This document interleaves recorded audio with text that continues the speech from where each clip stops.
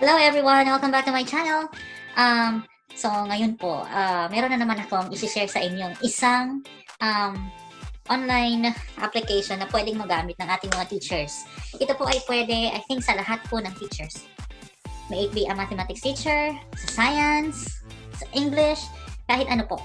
Ang tawag po sa application na ito ay yung tinatawag na Quizizz. Yeah, Quizizz. Ang spelling niya po ay Q-U-I-Z-I-Z-Z. Quizizz. At i-share ko sa inyo ngayon kung paano nag-work ang Quizizz. Ang Quizizz po ay isang online application na pwedeng gamitin ng mga teachers at it works po para po siyang isang quiz pero nilagyan ng concept ng game. So parang gamified quiz siya. Ang Quizizz. At pwede po itong magamit ng mga teachers sa iba't ibang subject.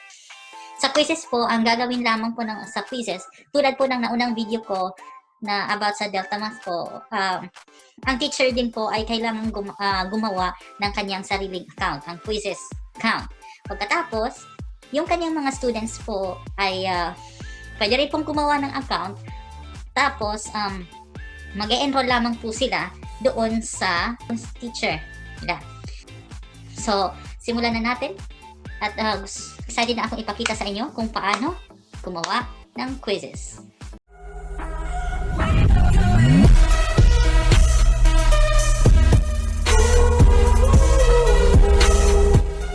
So, share screen ko lang po.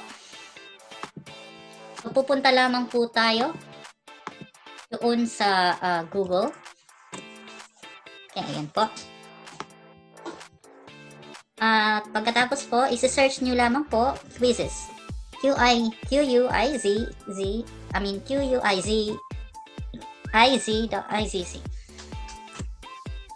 Okay. Ito po, Quizizz.com. So, pwede tayo mag-sign up.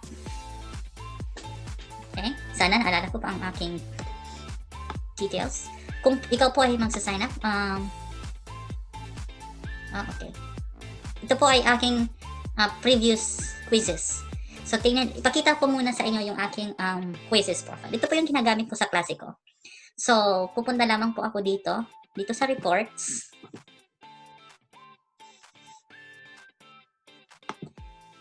So, kung makikita niyo po, ito po yung aking mga iba't ibang quizzes activities. So, pag clinic ko po ito, for example, itong aking, minsan po dito na ako nagcha-chapter test. Especially ngayon po na lahat kami ay online classes. So, halimbawa, itong aking chapter test. Pag i-click niyo po yan, makikita niyo dito yung kanilang mga scores. Ito po yung mga scores ng bata. So, yan po, meron din pong mga, ito pong maliliit na score, it's either hindi nila tinapos ang quizzes or talagang okay. Pag hindi po ito ma-full hanggang dito, ibig sabihin, hindi tinapos ng bata ang activity. Hanggang 2 questions lang siya. Okay? So, makikita niyo po. Meron pong option dito, yung quizzes po, pwede pong multiple times yung sagutan ng bata. Tapos, pero, yung nire-record lang niya dito is yung pinakamataas na score. So, parang, for practice din po. Pwede nyo rin pong i-email sa parents ang kanilang mga scores. Okay. So, sa quizzes po na ito, tingnan natin po ang overview. Ito po, view quiz. So, ito po ang preview ng ating quiz. So, kung makikita po ninyo, ito po yung mga sagot dito. Ito po yung mga tanong. Tapos, pwedeng i-click po ito para mag-show ng answer. Dito po. Nandito po sa banda para kung saan mo makita ang mga answers. So, tingnan niyo po ito. Ito po yung tanong. Tapos, naka-green po yung sagot. Okay. Now, kung hindi po, minsan po ginagamit ko ang quizzes para yung isa pong talagang activity sa klase. Kaya, meron tayo ditong mga options. Pwede mong i-play siya ng live. Ibig sabihin, nandiyan ang mga students mo. Tapos, live siyang magsasagot sa quizzes. So, play live. Or minsan po ina-assign, ngayon na online learning kami, ina-assign ko siyang assignment, homework, na meron akong specific date kung kailan nila pwedeng sagutan. Okay? Pwede, ito pong solo practice ay hindi ko pa na try. Kung magpi-play po tayo ng live, halimbawa, ipapakita ko lang sa inyo, play live. Okay? So, meron ka ditong mga options, pero yung sa akin is, i-click ko lang ang continue. Pagkatapos po, ayan po. Yan po ang lalabas. Ngayon, ang inyong mga bata po ay mag-open lamang ng quizzes. Halimbawa, punta ako ng quizzes.com. Okay. Meron pong option na join a game. So, kiklik nyo lamang po, join a game. Para po ito sa mga students. Dapat mag-join a game lang sila. Tapos, hihingan sila ng game code. So, ikaw na teacher, halimbawa, ito yung account mo. Ito yung game code. So, ibibigay mo ang game code na ito sa mga students para makapasok sila sa quiz niyan. Okay? Try nga natin. 804567. 0456567. Pag clinic po nila yan, hihingan ang mga students natin ng pangalan. Ako po, yung pinapalagay kong pangalan ay yung talagang pangalan nila kasi nahirapan akong, halimbawa kung i-record ko na yung score, mahirap. Pwede rin pong bahala sila sa pangalan basta may way ka ma-identify sila. So, tapos i-click na nila ang start game. Okay. So, syempre, nasa teacher po ang control kung kailan niya gustong simulan ang live na quiz na ito. Okay? Kung titingnan mo po ang iyong dashboard, ay mag-a-appear na dito yung pangalan ng student mo. Once mag-join the game na sila, nabigyan mo sila ng game code at enter na sila ng quiz. Ngayon, halimbawa, ako na teacher, teacher po ito ha, teacher, i-click ko na ang start. Ayan. Pag i-click po ang start, lalabas po dito sa teacher. Sa teacher po, lalabas po ang dashboard ng mga bata. Oh, may sound actually, may background sound. Lalabas po dito ang mga list ng bata at yung kanilang score. Habang sumasagot ang bata, mayroon siyang mga score tapos pumapasok yan dito agad. Doon po sa view ng bata, ito po. Ito ang view ng bata. Okay? Yan. So, yan. So, yan po ang tanong at i-click mo lang ang sagot. Halimbawa, ano ba ang sagot nila? Kung linear, ayan. Kung tama, yan ang meron ding mga memes na lumalabas. Tapos, nakikita niya yung kanyang rank at yung kanyang points. Ito naman po, halimbawa, magkamali po ang bata. Halimbawa, ito yung tamang sagot po ay linear, pero nagkamali siya. So, i-click natin. Okay, yan po. Yan po ang itsura kung nagkakamali siya. Okay. So, ito po ang itsura sa bata. Okay? Pag matapos na lahat yan, pwede na mag-out ang bata. Ang teacher naman, dito sa teacher, tingnan niyo po dito sa teacher, nandito na yung score ng bata. Okay? Makikita po ng teacher na hindi pa tapos ang bata pag ito po hindi pa maubos. Ito. So, ganyan po. Ganito po mag-work ang quizzes na ito. Quizzes. Noong wala pang lockdown, palagi ko itong ginagamit doon sa classroom ko. Yeah, kasi nag-i-enjoy ang mga bata kasi nagra-rank din po yan. Kung maraming mga students dito, makikita nila ang kanilang ranking. Ang ranking po ay nakadepende sa kung gaano sila kabilis at yung kanilang mga points. At ito pa, isang magandang feature ng ating quizzes ay makikita ang accuracy ng buong klase. Ito po ang accuracy ng buong klase. Okay? So, parang MPS po yan ng mga students sa quizzes na ito. Okay? Tapos, kung tapos na ang game, tapos na lahat, base po sa sinabi ko kanina, pag walang account po ang bata, yung binigay mo lang ang code ng game na to, hindi po masisave itong mga scores. Okay? What I mean is, hindi po siya mag-i-store sa account mo. Pero kung gumawa ang bata ng kanyang account talaga sa quizzes at inassign mo ito as homework, so masisave po ang score ng bata. Okay?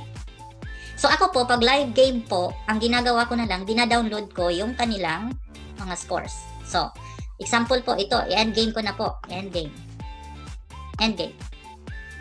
Okay? Pag end game po, makikita po natin yung ranking ng mga bata dito. Siyempre, isang student lang, so first na siya. Okay, so yan. Para po i-download ang results, dito po makikita ko ano po ang mga sagot ng bata, kung nagkamali ba siya o hindi.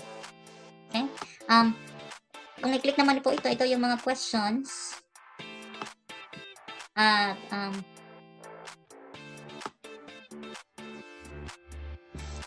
ito po, isa pong aking nakalimutan. Sa quizzes po, ang mga bata, especially kung live quizzes po, ang mga bata po ay at the same time, sinasagot nila lahat ito. Pero, yung sequence po ng mga questions na nag-a-appear sa kanila ay iba-iba. Kaya at least maganda din po siya, hindi po sila nakakapag-copy-copy ng kanilang mga sagot. Kasi, nasa-shuffle yung mga questions sa kanila. Okay? So, kanina, yung nasagutan ko ay question number 32. So, tingnan mo po, nagsimula ako sa question number 32. Saan na ba yung question number? Ito po. 32. Ito po. Kanina. So, makikita mo dito yung mga items na nasagutan niya. Hindi po ako nagsimula sa 1. Kasi yun yung binigay sa akin ng application. Sa 32, 30, and 21. So, again po, kung ida-download na po ng teacher ang result, ito po ay kung sa live game. So, pupunta lamang po dito sa taas, download result, upper right corner, download results. Tapos po, ang pag-download po ay okay po. So, pag i-click nyo po yung download results, ang magda-download po ay Excel file. Ito po, Excel file. So, Excel file po ang magda-download at ito po yung ating data. Punta lamang po kayo dito sa baba, player level, at makikita nyo po ang name of player at yung kanyang accuracy. Itong accuracy po ang nilalagay ko sa aking class record. 6%. Naka-percentage po siya. Kami kasi dito ay hindi kami naka-base sa raw score. Hindi kami naka-raw score yung nagre-reflect sa grades. Sa gradebook. Yung percentage talaga. At kung nakuha nyo, kung halimbawa ang nakuha ng bata ay 6%, yan talaga ang nilalagay namin sa gradebook, 6%. So, zero base po kami dito. Kayo po, kung hindi kayo zero base, so, bigyan nyo na lang ng plus. I-convert nyo na ang kanyang base ay 6. So, yan po.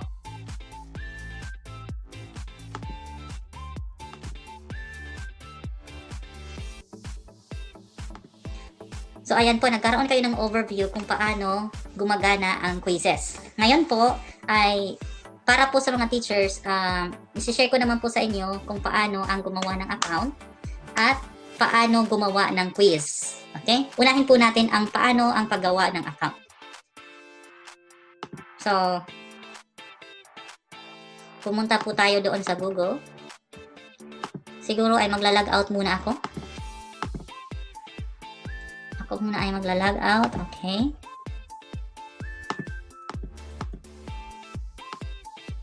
So, i-click ko po ang sign up. Ito po ang quizzes.com na website. So, i-click ko lamang po sign up.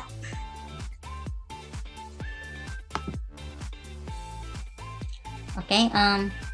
Sign up with email. Ano pa yung email ko?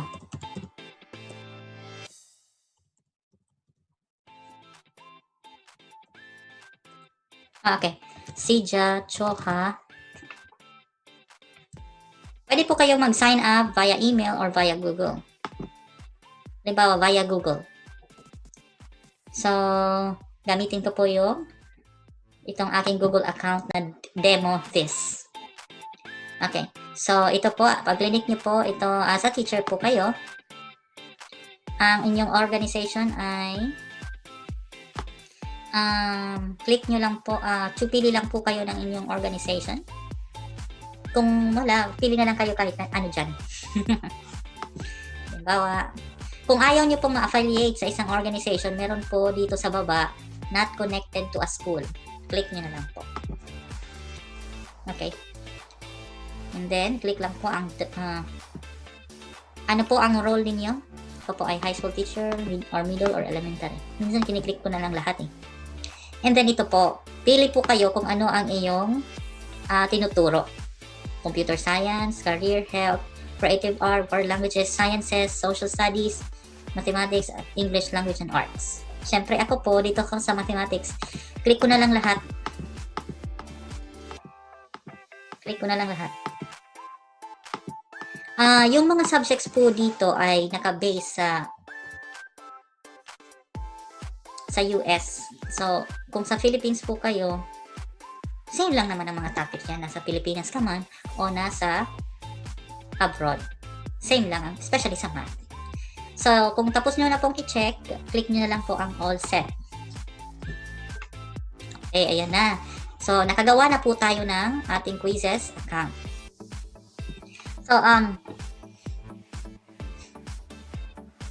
pwede kang maglagay dito para mag-invite ng mga teachers. Okay? Close mo na lang yan. Okay, paano po maglagay ng mga students sa iyong quizzes? So, dito po sa gilid, to the left side, meron po mga different buttons dyan. Pwede kang pumunta sa classes. Okay? Tapos, mag-create ka lang dito ng class mo. Okay? Now, ang maganda po sa quizzes ay kung meron po kayong Google Classroom, ay pwede po itong ma-connect sa ating Google Classroom. Next time po, isi-share ko sa inyo kung paano naman nag-work ang ating Google Classroom. So, click lamang po, create class. Okay? Siyempre, enter class name. Sabihin natin grade 7 math. Tapos yung kulay, which course, halimbawa, geometry. And then, dito po sa gilid, naka-check po ang require students to enter a guardian's email address. Pag gusto mo siyang naka-check, i-check mo. Pero, pag gumawa ng account ang bata, hihingan siya ng guardian email address. Para po, ang purpose po niyan ay para ma-share sa kanila ang mga progress ng bata, ang mga grades ng bata. Kung ayaw nyo po, i-uncheck nyo na lang, tapos create class na kayo. So, ayan. So, sabi po dito, para po mag-add ng student sa iyong klase, i-share mo itong link sa kanila within 14 days. Pero, you can always generate a new link pag hindi pa sila naka-join sa klase mo through that link. So, ibigay mo na lang ang link na ito or hindi, or pwedeng copy link or ano.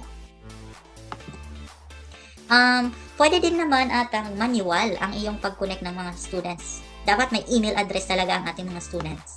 So,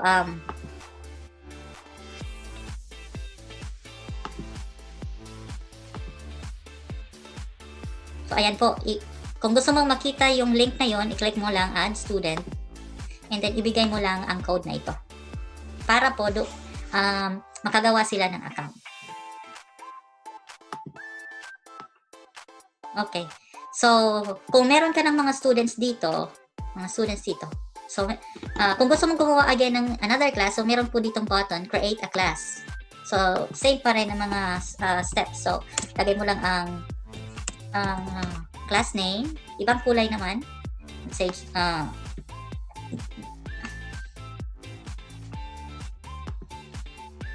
grade 10 at say statistics and probability. Then, hindi ko na i-require ng email address ang guardians at create class. So, mag-generate ko siya ng ibang link naman at ibibigay mo doon sa mga students mo sa class na yan. Okay?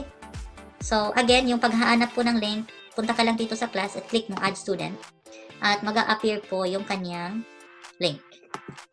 Kung gusto mong i-connect yung quizzes sa Google Classroom, meron po ditong option, connect to Google Classroom. At every time po na meron kang ipopost na quiz, ay pupunta yan doon sa Google Classroom bilang announcement. Okay? Kaya yun po ang kagandahan pag meron kayong Google Classroom. Kami po ay meron. Okay, so yan na po. Ngayon naman po, isi-share ko sa inyo kung paano gumawa ng quiz na. Paano gumawa ng quiz? Ito po yung pinaka-importante din. Paano gumawa ng quiz? Ang paggawa po ng quiz, ikaw lang kung gusto mong original quiz na gawa mo, or pwedeng i-import mo lang. Meron na kasing marami na kasing mga prepared quizzes sa online. All you need to do is pwede mong hiramin or i-modify ang quiz. Okay? Ito po yung kadalasan kong ginagamit. Humihiram ako and minomodify ko na lang. Okay. Siyempre, nire-recheck ko rin yung mga sagot. So, ang gagawin ko lang, halimbawa, pupunta ako dito sa left corner, i-click ko, find a quiz. Okay, ano bang quiz ang gusto ko? Halimbawa, operations of integers. So, search mo lang yan. And walang, meron pala. Merong mga ito po yung mga quizzes na ginawa ng ibang teachers. Pwedeng pumili ka lang dyan or pwede mong i-modify. Yung ginagawa ko po, kung pili ako ng isa, i-click mo lang yan. Click mo lang. Okay. Tapos, tingnan mo muna yung mga items. Tingnan mo yung mga items. Kung wala ka nang gustong baguhin, okay na lahat, pwedeng i-save mo na. Dito may word naman na save. Pero ako po, ini-edit ko muna po. Ini-edit ko. Halimbawa kung may mga items dito na hindi ko siya gusto kong tanggalin, gusto kong palitan, or gusto ko pa siyang dagdagan, kiniklik ko lang, dito ang edit. So, try natin ang edit. Edit. Click mo lang ang edit. Okay. Meron po ditong dalawang option. Kung palagi mo nang ginagamit ang pieces, hindi na ito lalabas. Ito, first time kong ginamit. Ang write your own po, gagawa ka ng sarili mong question. Pero yung isa po, teleport from the quizzes library. Ito po yung mag-i-import ka lang ng mga question. Hihiram ka ng mga questions. At ilalagay mo sa quiz na yan. So, ito na lang po yung aking ginagamit. Teleport from quizzes library.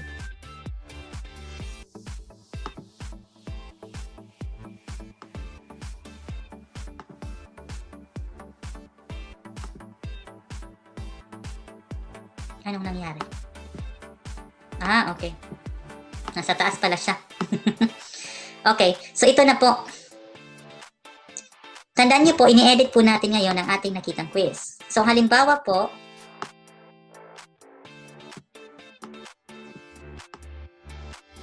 okay. Ba't ganyan siya?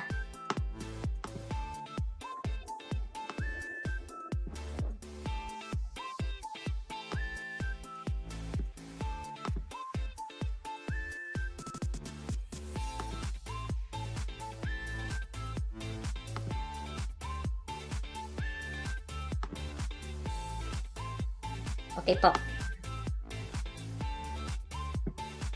So, ito po yung mga question. Yung mga naka-red po, ayan po ay mga maling sagot. Yung naka-green yung tamang sagot. Now, kung gusto mo pong i-edit ang question na ito, click mo lang dito, edit. Okay. At ito po yung kanyang mapipresent. So, pwede mong i-edit yung kanyang question dito at i-edit mo yung sagot.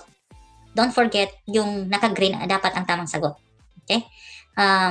Pwede ka pa mag-add ng answer option. Okay? At pwede mong baguhin kasi meron pong time. Kung gusto mong naka-time, meron pong naka-time yan. So, pili ka lang kung ilang minutes gusto mong masagutan yan ng bata. Then, click save lang. Okay. Minsan po, gusto mong tanggalin ang question na yan. So, click mo lang itong delete button. Ito po. Delete. So, matatanggal po yan. At automatic, yung mauunang question ay question 1. Okay po. Dito po naman, pwede rin ditong baguhin ang time. Like 15 minutes. Yung ginagawa ko, 15 minutes na para wala ng time limit. Kayo lang po. Tapos, pag clinic mo 15, meron pang option change for all question. Ibig sabihin, lahat ng question ay magiging 15 minutes. So, yun. 15 minutes. Halimbawa, okay, 15 minutes. Change for all questions. So, ito pong 3, magiging 15 po yan. Okay. Ngayon po, gusto mo pong dagdagan pa ang question. So, it's either click mo itong new question or teleport. Okay? So, yung ginagawa ko ay teleport lang. Click mo lang ang teleport. Social, teleport. Tapos, mag-a-appear dito yung mga option. Dito po sa gilid, ito po yung mga iba pang mga quizzes na ginawa ng teachers. Halimbawa, ito yung i-click ko. Pag i-click mo po yan, dito sa side na ito, mag-a-appear yung kanyang mga items. Okay? Kung gusto mong dagdagan, click mo lang dito sa gilid. Halimbawa, itong question, click mo lang sa gilid, add. So, ibig sabihin, yung question na po yun ay mapupunta doon sa quizzes na ginagawa mo. Okay. Now, kung gusto mo pong mag-add ng ibang topic, dito sa taas, click, search mo lang. Search bar po yan. Search mo lang kung anong topic ang gusto mong ma-add. For example, aside sa operations of integers, gusto kong dagdagan ng operations on fractions. So, enter lang. So, yan. Meron pong mga fractions dito. Click mo lang yan at pili ka dito. Pili ka kung anong question ang gusto mo. Okay? Halimbawa, itong question gusto kong idagdag. So, click lang ng add. Ayan. So, bale, ito po yung feature na pwede kang mag-modify ng isang quizzes na. Pwede kang mag-teleport mula sa ibang mga quizzes at iba-ibang topic. Okay, yan po. Pili ka lang hanggang kung anong gusto mong i-teleport sa question mo. Tapos kung tapos ka na, balik ka na po dito, click ka lang dito sa labas. Ito na po yung mga question kanina na tineleport natin. Meron na siyang fractions. Okay. So, edit mo na lang ito. Kung okay na lahat, gusto mo na namang mag-teleport, click mo lang yung teleport. Now, kung okay na ang lahat, i-check mo muna yung mga answer key kung talagang tama. Kasi minsan po, mayroong mga, siguro typo lang, kamali yung mga answer key. Dito naman po sa gilid, ito po yung name ng iyong quizzes. So, halimbawa, order of operations of teachers. Kung gusto mong i-edit, i-click lang itong green pencil. Tapos, order of operations and fractions. Tanggalin mo na lang, pwede mo siyang i-edit. Again. Operations on fractions and integers. Of integers and fractions. Save po. Wait, nag-red siya. So, pili ka kung anong subject yan. Siyempre naman nasa algebra yan. Pre-algebra. Okay po, kung na-edit nyo na po yung kaniyang pangalan, meron ditong visible to everyone or visible to you. Siyempre, i-share mo rin kasi yung iba po sinishare pa naman ng kanilang mga quizzes. Share mo na rin po yan. So, default time for all question 15, yung kanyang English, yung kaniyang language. Kung tapos na po, i-click lamang po ang done. Okay.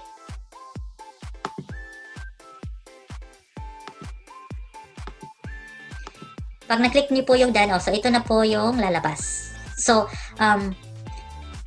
kung pupunta po kayo dito sa gilid, meron po dito My Quizzes. I-click mo lang po yung My Quizzes na yan. At yan na po ang iyong first na na-edit na quizzes. Okay? So, lahat ng mga na-edit mong quizzes, lahat ng mga ginagawa mong quizzes ay pupunta dito sa My Quizzes. Okay? Kung gusto mong maghanap ng ibang quizzes, punta ka dito sa Find a Quiz. Okay? Pwede rin po ito sa science. Halimbawa, table of elements. Okay, yan. Meron din pong pang science, periodic table. Okay. Meron bang Philippine history dito? Hindi ko pa kasi ito na-try. Philippine history. Meron din Philippine history. Meron ba dito? Maraming mga subjects yan. So, ayan po, na-share ko na po sa inyo kung paano gumawa ng quiz. Ngayon naman po, i-share ko sa inyo kung paano mag-assign ng quiz. Halimbawa, kung hindi live. Kanina po yung pinakita ko, live po yun. Halimbawa, gusto mo lang, naka-lockdown kasi, online learning. So, meron kang quizzes na ginawa. Gusto mo lang ipasagot sa kanila na hindi live, meaning hindi kayo naghaharap-harap. So, pupunta lamang po kayo dito sa My Quizzes. Hanapin nyo yung quiz na gusto nyo ipasagot sa bata. So, click mo lang yung quiz na yan. Tapos po, pupunta po kayo dito sa Assign Homework. So, homework nila. Okay, click nyo lamang po. So, meron pong mga options dito. Learner should complete this quiz by. Parang deadline. Ako yung ginagawa ko, binibigyan ko na ng malaking palugit para. Kasi po, pag mag-deadline na yan, hindi na yan nila masasagutan. Ikaw lang bahala. Tapos, pati yung time. So, kino-compute niya 29 days from now, deadline na yan. Sunod po, although this is optional, pero ito po yung ginagawa ko. You can assign this to a particular class. Remember po, dalawang class yung kaninang ginawa natin. So, halimbawa, i-assign ko sa grade 7. Siyempre, meron ditong lumalabas, you cannot assign to an empty class. So, dapat, mauna munang mag-add ang mga students bago ka mag-assign ng assignment. Ano nga naman? Sino nga naman ang sasagot ng quiz na ito kung walang students, di ba? Tapos, lagyan mo na rin ng assignment title. Kung hindi mo lalagyan ng assignment title, yung title mo kanina sa quizzes, yun na ang lalabas. Ako minsan nilalagyan ko ng code para hindi ako nahihirapan dito sa assignment title. Sabihin natin quizzes 4.1, quizzes 1.1, quizzes 1.2, and so on. Okay, so hindi natin siya ma-assign sa class kasi wala tayong students. Tapos po dito sa general settings, meron pong question, students attend. How many times this student can take this quiz? So, ikaw lang bahala kung 1, 2, 3 times or unlimited time. Yung mahirap lamang po kung unlimited time, syempre dahil inaisip ng bata na unlimited, so hindi lang muna siya magsasagot. Tapos, bukas, sasagutan niya, tapos nakakuha siya ng low score, so after 2 days, babalikan niya ang quiz, after 3 days, balik na naman ang quiz. So, ang sa teacher po na part, parang every time na sasagot ang bata, babalik ka sa kanyang score. Pero discarding niyo na lang po kung paano niyo susolusyonin yun. So, students attempt. Show answers in game. Ito po ay, habang po naglalaro ang bata, gusto mo bang ipakita sa kanya ang sagot? So, kung gusto mo, on. Kung ayaw mo, off. Show answers post-game. So, ibig sabihin, pag matapos na ang buong game, gusto mo bang makita ang mga tamang sagot para ma-review ng bata? Kung ordinary class activity lang po siya, lahat po ito naka-on. Pero kung ako po, nag-quiz po, ginagamit ko siya talaga parang assessment tool sa quiz talaga, tinatanggal ko itong lahat, itong dalawa. Okay, itong dalawa. Lalo na yung post-game. Kasi, pag makita ng bata ang mga sagot, pwede niya yung i-capture, tapos sasagot siya ulit. So, meron na siyang answer key. So, fun. Ito naman, gameplay settings, meron kasi mga fun abilities, mga bonus points. Kung ayaw mo yan, kung ordinary class quiz activity lang, okay lang yan sa akin. Pero kung talagang exam, hindi ko yan chine-check. Gusto mo bang may timer? So, i-click mo lang. Show leaderboard. Ito yung may ranking. Kung halimbawa, after sumagot ng bata ng isang item, makikita niya kung anong rank na siya. Okay? Ito po yung shuffle questions. Ito po ang nag-i-explain bakit kanina po ay hindi ako nagsimula sa number 1. Kasi yung mga questions naka-shuffle. Ito rin po yung maganda kasi yung mga answers naka-shuffle din. Naka-shuffle din yung mga options. So, yung purpose po nito para less cheating. Meron ding mga redemption questions. Kung halimbawa nagkamali ang bata, pwede ba siyang sumagot ulit? Kung quiz po, hindi tinatanggal ko po ito. Pero kung ordinary ordinary class activity lang, okay lang. For practice purposes. Ikaw din po, kung gusto mong habang sumasagot ang bata, meron siyang music. So, i-click mo lang yan. Pwede namang tanggalin ng bata yan habang sasagot siya. So, click mo na. Tapos, after a question, meron pong mga memes na lumalabas. So, ikaw lang, mga funny memes, kung gusto mong ibigay. Kung natapos mo po na yan, tapos mo na po, i-click mo na lang, continue. Pag i-click mo po ang continue, papasok yan doon sa account ng bata. At pwede na siyang magsagot. Okay? Yan, click and continue. Now, kung wala pong account ang bata, pwede mong bigyan na lang ng code. I mean, kung hindi makita ng bata ang link sa pagsagot, ibigay mo na lang ang code sa kanya. Now, yung maganda po kasi pag nakakonect ang iyong quizzes sa Google Classroom, pag mag-post ka ng assignment, pupunta ang announcement doon sa Google Classroom. At yung Google Classroom po, makikita doon ng bata, i-click niya na lang yung link, tapos pupunta na siya sa quiz. Yan po. Tapos kung gusto mo magawa na naman ng bagong quiz, meron po ditong option na create a quiz. So yan po ang quizzes. Masayang way para sa mga quizzes kasi gamified siya. Okay. Alright, so yan po. Maraming salamat sa inyong lahat. Hanggang sa susunod po na aking i-share ng mga online applications, please subscribe to my YouTube channel para mo makita yung mga latest ko mga video tutorials at sharings. At hanggang sa susunod po ulit. Bye!